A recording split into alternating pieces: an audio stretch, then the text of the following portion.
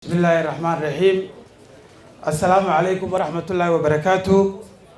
وقهرين إلهي بينو مهنقنا إلهي بينو مهنقنا نمعوي كفراء بدل السيئي وقهر رئيسنا بالجليدة إسلام لماذا دولة لماذا هي الرحمة فراء بدل من الشبي مرلباتك حناديات سي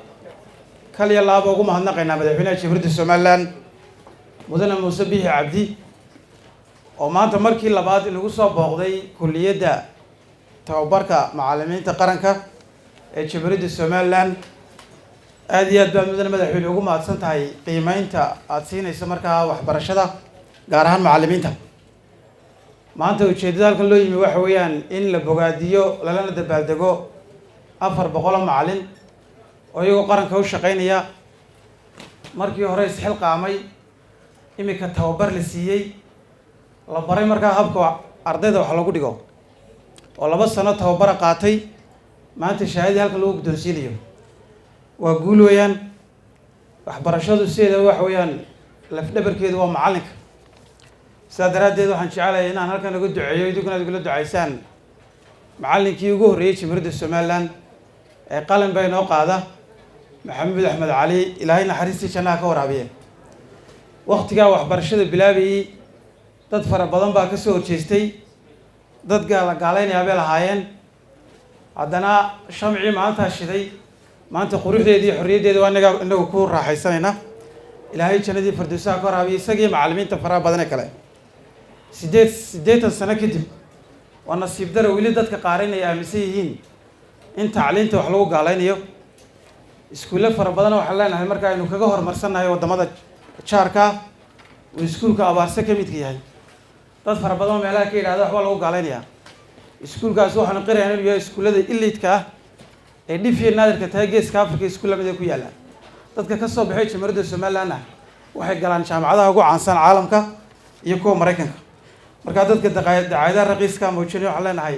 waxbarashadu diinteena ma bedeli karto diinteena islaamku waxay raacday DNA-deena raacday marka meel qof diintiisa lagu bedeli karo runtii reer Soomaaliland ma joogan waxaan jecelahay marlabaadka in halkan uga mahadnaqno dawladda hoose oo runtii dhulkii kulliyadda lagu kordhiyay ka howlgashay sanadkii hore bishii labaad halkan beel madaxweynaha kaga codsanay kulliyadda maadaama dhulkeedu yar yahay markuu kulliyadda furayay in dhulka la balaariyo isla markiiba amar buu bixiyay amarkii dawladda hoose si degdeg ah u fulisay maayarkii baa nala jooga waxaan kaloo jecelahay madaxweyne adnaad markhaati ka noqotide inaan halkan aad iyo aad uga mahadnaqno maayar ku-xigeenka wadane cabdicasiis ninkaasuu sacabka la tuman jeclaan lahaa inaga maqan yahay ninkastoo maayarkii maayar ku-xigeenku isku mid yihiin isaga si gaara waxaan ugu mahadnaqaynaa faylkii dhulka habeenimuu guriga noogu keenay xataa subaxii inta shaqada lasoo gelina lama sugin aad iyo aad buu mahadsan yahay waxaan kaloo jecelahay inaan u mahadnaqno markaa dhismahan imika dhisan iyo dhismaha dambe maanta madaxweyne dhagax dhigay la kordhin doono ciddii naga caawisay oo ugu horeysa markaa Global Partnership for Education oo ah sanduuq deeq bixiya ama qaadhaan bixiya oo wada shaqeyn leenahay oo runtii inaga caawiyo dhismahan